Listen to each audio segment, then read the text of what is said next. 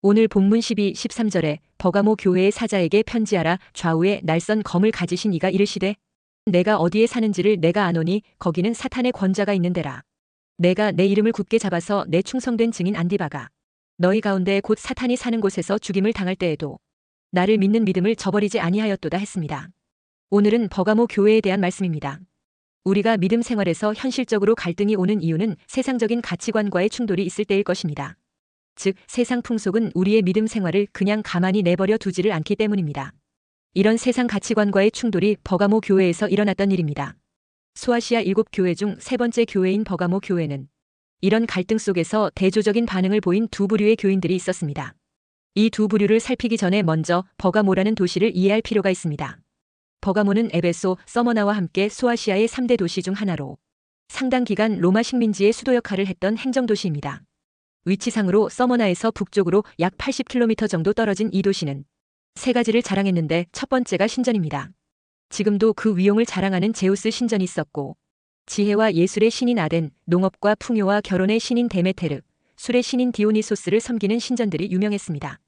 특히 아시아 최초로 살아있는 로마 황제 아우구스투스를 경배하는 신전을 건축하여 황제 숭배의 중심지가 된 도시가 버가모입니다.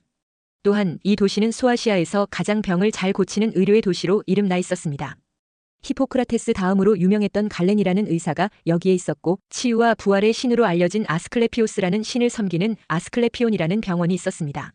이곳에서 병을 고치기 위해서는 아스클레피오스를 숭배하고 서약을 해야 했습니다. 구주로 불리는 아스클레피오스의 상징은 뱀이었습니다. 오늘날에도 약국과 제약을 상징하는 심볼의 뱀의 형상이 뚜렷하게 나타나는 이유가 거기에 있습니다. 특별히 병자들은 치유를 위해서 신전 안에서 하루를 자야 하는데, 이때 신전 안에 풀어놓은 독이 없는 뱀들이 지나가면서 몸을 스치게 되면 그것이 치유하는 신의 손길이라고 생각했습니다.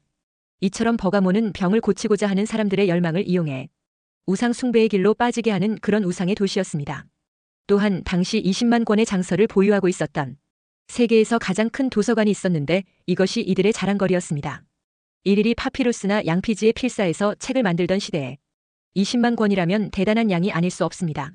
문제는 여기에 있는 책이 대부분 하나님을 대적하고 사람들의 정신을 혼미하게 하고 타락하게끔 하는 책이었다는 것입니다. 이처럼 로마 제국의 행정도시였고 의료와 지식이 발달했던 버가모 사람들은 스스로 로마의 문명을 주도하고 이끄는 문화인이고 지식인이라며 자랑했지만, 주님은 이런 버가모를 사탄의 영향력과 통치력이 가장 강력하게 미치는 사단의 위가 있는 곳이라고 했습니다. 13절에 내가 어디에 사는지를 내가 아노니 거기는 사탄의 권자가 있는 데라 했습니다. 정치, 문화, 경제, 의료, 지식 모든 면에 있어서 사단이 맹렬하게 사람들의 정신과 사상을 지배했던 거대한 우상 숭배와 세속화의 도시가 바로 버가모였습니다. 주님은 이 어두운 우상의 도시, 세속화된 도시의 한가운데 당신의 교회를 세우셨습니다. 버가모 교회만이 아닙니다. 교회는 사단이 왕노릇하는 세상 속에서 존재하기에 모든 시대 모든 교회의 주소는 사단의 위입니다. 왜 그렇습니까? 진리는 어두운 데서 빛나야 하기 때문에 그렇습니다. 버가모 교회는 이 도시 속에서 진리의 빛과 생명의 소금 역할을 감당하라고 하신 주님의 계획을 어떻게 감당했습니까? 먼저 13절에 칭찬이 나옵니다. 내가 어디에 사는지를 내가 아노니 거기는 사탄의 권자가 있는 데라. 내가 내 이름을 굳게 잡아서 내 충성된 증인 안디바가 너희 가운데 곧 사탄이 사는 곳에서 죽임을 당할 때에도 나를 믿는 믿음을 저버리지 아니하였도다 했습니다. 내 충성된 증인을 원문에서 직역하면 나의 충성된 나의 증인입니다.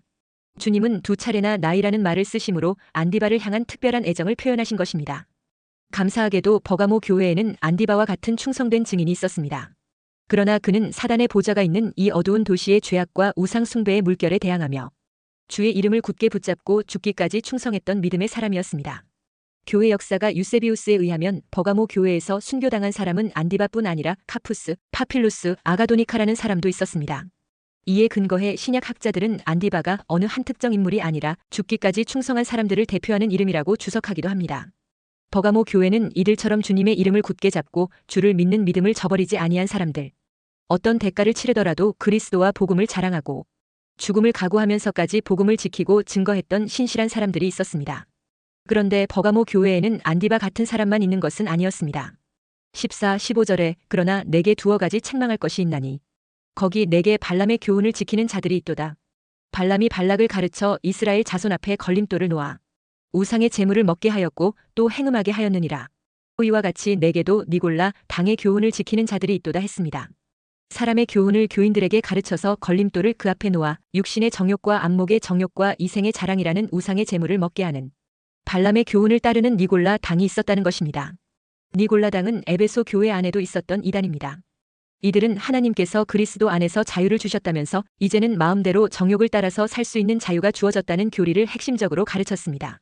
그러니까 육체의 방종과 성적 음행을 신앙의 자유로 가르쳤기에 이들의 교훈이야말로 광야 이스라엘 백성들을 유혹했던 발람의 교훈과 비슷한 것입니다.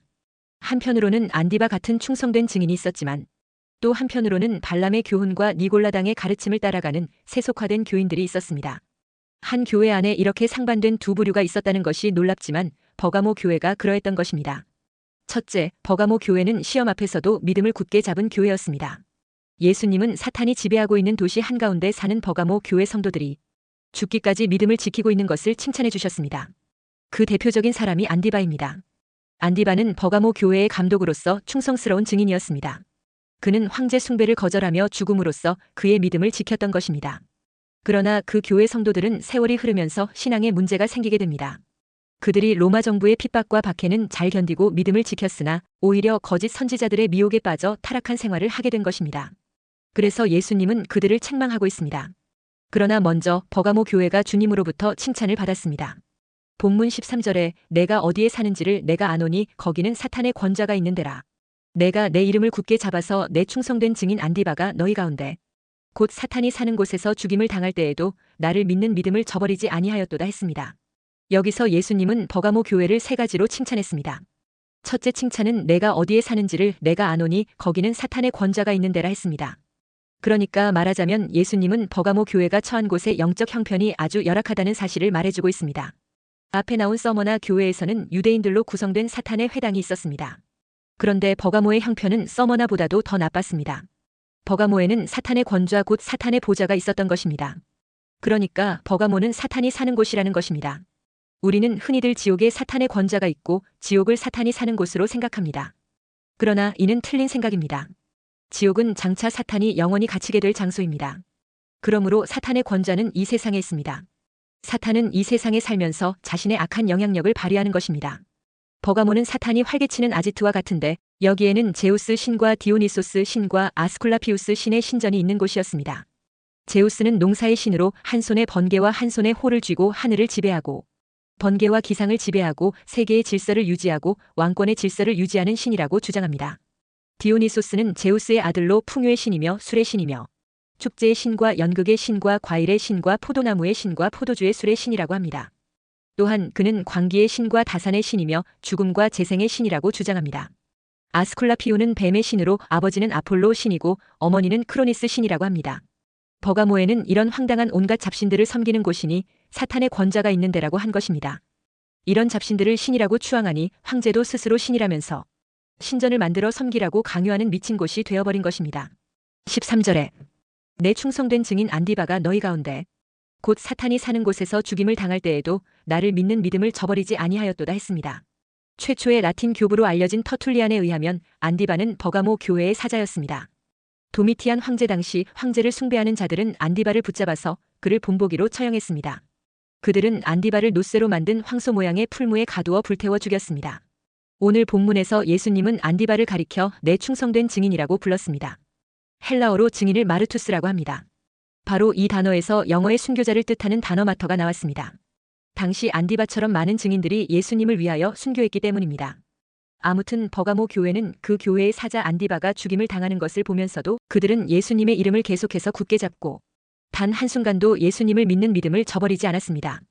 그러므로 예수님은 그들의 믿음을 인정하시면서 그들을 칭찬하셨던 것입니다. 둘째, 주님은 버가모 교회 안에서 발람의 교훈과 니골라당의 교훈을 따르는 자들을 책망했습니다. 주님은 발람의 혼합주의와 니골라당의 향락주의 신앙을 책망했습니다. 본문 14, 15절에 그러나 내게 두어 가지 책망할 것이 있나니 거기 내게 발람의 교훈을 지키는 자들이 있도다. 발람이 발락을 가르쳐 이스라엘 자손 앞에 걸림돌을 놓아 우상의 제물을 먹게 하였고 또 행음하게 하였느니라. 이와 같이 내게도 니골라당의 교훈을 지키는 자들이 있도다 했습니다. 먼저 버가모 교회 안에 발람의 교훈을 지키는 자들이 있다고 했습니다.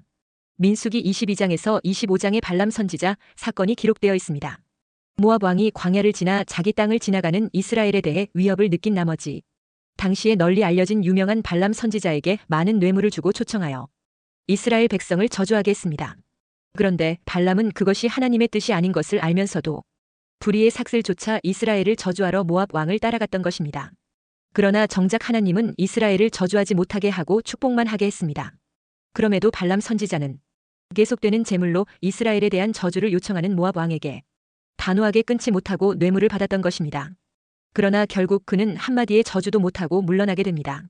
이에 미안한 발람 선지자는 마지막으로 이스라엘이 하나님의 징계를 받을 수 있는 비책을 모압 왕에게 알려주게 됩니다. 그것이 바로 이스라엘의 남자들을 모압의 바알 축제에 초청하여 우상 숭배에 참여시켜 음행하도록 유혹하라는 것이었습니다. 모압은 발람의 이 조언에 따라 이스라엘 남자들을 유혹하여 그들의 우상 축제에 참여시켜 우상 숭배에 가담하고 축제의 하이라이트인 음란 행위에 빠지게 만들었던 것입니다. 이 일로 이스라엘은 하나님의 진노를 당하여 전염병으로 이스라엘 백성 2만 4천 명이 죽게 됩니다. 결국 발람의 교훈은 하나님의 백성으로 하여금 이방 사람들과 자폰을 하게 하고 우상 숭배하는 일에 타협하게 하는 것이었습니다. 이처럼 당시 버가모도 특히 우상 숭배가 많은 지역이었기에 우상 숭배와 타협하게 하는 시험이 있었던 것입니다. 당시 버가모에서는 동업조합인 길드가 발달하였다고 합니다. 그 길드는 종류에 따라 다양한 우상을 섬기고 축제를 벌였습니다. 그런데 예수 믿는다는 이유로 그 길드에 참여하지 않으면 따돌림을 당하게 되고 경제적으로 많은 어려움을 겪게 됩니다. 그래서 타협하는 자들이 생겨난 것입니다. 이와 같이 그리스도인들이 진리의 말씀에 따라 살지 않고 이 세상의 가치관에 미혹되어 세상의 관습과 도덕에 타협하는 것이 바로 발람의 교훈을 따라가는 것입니다. 그래서 16절에 그러므로 회개하라 그리하지 아니하면 내가 내게 속히 가서 내 입의 검으로 그들과 싸우리라 했습니다. 또한 버가모 교회 안에는 니골라당의 교훈을 지키는 자들도 있다고 했습니다. 니골라란 말은 히브리 말로 발람이라는 말입니다. 그래서 니골라당을 발람의 교훈과 동일한 교훈으로 말하기도 합니다. 이들은 유대교 선민신학과 기독교 대속신앙이 혼합된 신앙입니다. 유대인들이 하나님으로 한 번 선택을 받았으므로 죄를 범해도 그들은 하나님의 백성으로 인정된다고 믿습니다. 그와 같이 니골라 당은 우리가 그리스도께 선택되어 구원을 받았으니 율법을 못 지키고 죄를 범한다고 해도 구원은 받는다고 가르치는 것입니다. 그리고 이들은 나아가 헬라 이원론 철학 사상과도 혼합된 신앙입니다. 헬라 철학에서 우주는 원래 선한 고상한 신과 악한 저급한 신 두 신이 존재했고 사람의 영혼은 선한 신이 창조했고 육신은 악한 신이 창조했다는 것입니다. 그러니까 이렇게 영혼과 육신은 결국 각각 분리되기 때문에 육체는 아무렇게 나 살아도 영혼이 구원받는 데는 아무 상관이 없다는 것입니다. 이것을 영지주의라고 합니다. 이와 같이 버가모 교회에는 영지주의적인 니골라당의 교훈을 지키면서 죄를 짓는 일을 너무 쉽게 생각하는 사람들이 있었던 것입니다. 그들은 복음에 합당한 생활을 할 생각을 하지 않고 세상과 버타면서 불신자들과 다름이 없는 세속적인 삶을 거리낌이 없이 살았던 것입니다. 앞서 에베소 교회는 악한 자를 용납하지 않았습니다. 그와 같이 버가모 교회도 잘못된 교훈이 교회 안으로 들어오는 것을 용납하지 말아야 했습니다. 그러나 버가모 교회는 악한 자들이 자기들의 그릇된 사상을 펼치는 것을 단호하게 금하지를 못했습니다. 적은 누룩은 온 덩어리에 퍼지는 법입니다. 결국 발람의 교훈을 지키는 자들과 니골라당의 교훈을 지키는 자들에 의해서 버가모 교회는 병들고 말았습니다. 그래서 예수님은 버가모 교회에게 좌우에 날선 검을 가지신 이로 나타나셔서 그들을 책망하셨습니다. 예수님은 발람의 교훈과 니골라당의 교훈을 지키는 자들에게 회개할 것을 촉구했습니다. 혼합주의 신앙과 향락주의 생활을 예수님은 아주 싫어하십니다. 그러므로 우리가 신앙적으로 모호하면 안 됩니다. 세속화되면 안 됩니다. 우리는 원색적인 신앙을 갖고 세상의 향락과 쾌락을 이기면서 살아야 합니다. 셋째, 불신앙과 죄와 싸워 이기는 자에게는 주님께서 감추었던 만나와 새 이름을 기록한 흰 돌을 주신다고 했습니다. 본문 17절에 귀 있는 자는 성령이 교회들에게 하시는 말씀을 들을지어다. 이기는 그에게는 내가 감추었던 만나를 주고 또 흰 돌을 줄 터인데 그 돌 위에 새 이름을 기록한 것이 있나니 받는 자 밖에는 그 이름을 알 사람이 없느니라 했습니다. 주님께서는 귀 있는 자들은 성령이 교회들에게 하시는 말씀을 들으라고 했습니다. 모든 교회들에게 주시는 교훈이라는 것입니다. 이기는 자에게는 만나를 주시고 흰 돌을 주신다고 합니다. 그 돌 위에 새 이름을 기록한 것이 있는데 받는 자 밖에는 그 이름을 알 사람이 없다고 합니다. 여기서 이기는 자란 어떤 자일까요? 발람과 니골라당의 가르침을 따르지 않고 진리의 말씀대로 사는 자를 말합니다. 세상과 타협하지 않고 말씀에 순종하는 사람을 말합니다. 그러므로 우리는 세상에서 따돌림을 당해도 주님에 대한 절대적인 충성심을 잃지 말아야 합니다. 어떠한 상황에서도 신앙의 절개를 지켜야 합니다. 그러면 이기는 자에게는 어떤 상급이 주어집니까? 먼저 감추었던 만나를 주신다고 합니다. 발람이 살던 당시에 이스라엘 백성들은 하늘에서 내려주시는 만나로 먹고 살았습니다. 만나를 넣은 항아리는 언약궤에 보관되었습니다. 히브리 전승에 의하면 주전 6세기경 솔로몬 성전이 파괴될 때에 예레미야가 언약궤와 만나를 감추었는데 장차 메시아 왕국의 잔치에서 공개되어 먹게 된다는 것입니다. 그래서 이 감추었던 만나는 신령하고 참된 양식, 생명의 떡이신 그리스도를 통해 하나님의 나라에서 주실 영원한 생명을 상징합니다. 감추었던 만나가 무엇입니까? 예수님은 요한복음 6장 48절에서 오병이어의 기적을 베푸신 후에 광야 이스라엘 백성들이 먹었던 만나와 비교하면서 내가 곧 생명의 떡이니라 했습니다. 예수님은 자신의 살과 피를 먹어야 우리가 영원히 산다고 말씀했습니다. 구약의 항아리 속에 감추어 두었던 만나가 신약의 항아리 생명의 말씀이신 예수 그리스도를 통해서 드러났습니다. 이기는 자에게는 바로 생명의 만나이신 예수 그리스도를 영적으로 믿어서 생명의 양식으로 먹음으로 영생과 천국을 누리게 됩니다. 또한 신앙의 절개를 지키고 이긴 자에게는 새 이름이 기록된 흰 돌을 주신다고 합니다. 흰 돌 위에 새 이름이 기록되었는데 그 이름을 받은 자 외에는 아무도 그 이름을 알지 못한다고 합니다. 여기서 흰 것과 새 것은 장차 천국에서 맡게 될 축복을 상징합니다. 당시 재판할 때의 배심원들이 모든 신문 과정을 지켜보면서 유죄와 무죄를 표시하기 위해 흰 돌과 검은 돌을 던졌습니다. 그 결과 흰 돌이 많으면 무죄, 검은 돌이 많으면 유죄를 선고하였습니다. 이런 의미에서 본다면 흰 돌을 주신다는 것은 승리한 자에게 의롭다 함을 받은 것을 인정하는 표시입니다. 흰 돌은 신앙의 정절을 지킨 승리자에게 천국 잔치에 들어갈 수 있는 초대장을 주시는 것입니다. 새 이름은 그리스도 안에서 변화된 인격과 삶을 인정하는 표시로 주시는 이름입니다. 흰 돌과 새 이름은 그리스도 안에서 거듭나고 새로운 자임을 인정해 주시는 표시로 주시는 것입니다. 천국에서 누리게 되는 모든 축복을 받을 자격을 인정해 주시는 것입니다. 흰 돌을 주신다는 것은 죄와 더러움에서 깨끗해지고 새로워지는 것을 말합니다. 따라서 이름이 적힌 흰 돌을 받는 것은 새로운 피조물로서 영광스러운 하나님의 자녀로 천국의 잔치에 참여하는 자격을 얻는 것을 말합니다. 우리가 사는 이 세상은 버가모와 비슷합니다. 우리가 믿음을 지키며 사는 그 자체가 큰 고통입니다. 이런 시대에 믿음을 지키는 것 자체를 주님께서 매우 기뻐하십니다. 밖에서 오는 스트레스와 핍박을 믿음으로 감당하고 내부에 파고드는 발람의 교훈을 물리쳐야 합니다. 그리고 하나님의 말씀대로 순종하며 충성된 증인으로 천국잔치에 참여하는 자가 되어야 합니다. 그런데 이제 장차 다가오는 시대는 예수님 재림이 가까워진 종말과 대환란 시기를 예고하고 있습니다. 적그리스도가 온 세상에 드러내놓고 자신을 숭배하라고 강요하는 시대가 올 것이라고 했습니다. 그야말로 세상 중심에 사단의 권좌가 있는 곳이 되는 것입니다. 그런 상황에서 신앙생활을 하며 믿음을 지켜나가기 위해서는 주의 이름을 굳게 붙잡아야 하는 것입니다. 안디바가 순교를 당했을 때도 그들은 믿음을 저버리지 않았습니다. 목회자인 안디바의 죽음으로 주님을 증거한 충성된 자들로 믿음이 흔들리지 않고 굳게 지킨 성도들이 있었던 교회가 버가모 교회입니다. 그런 면에서 안디바와 버가모 교회는 하나님을 믿는 믿음과 진리에 칭찬받기에 충분한 자격이 있는 교회입니다. 사탄의 위협과 협박 속에서 신앙생활을 한다는 것은 결코 쉬운 결단이 아니기 때문입니다.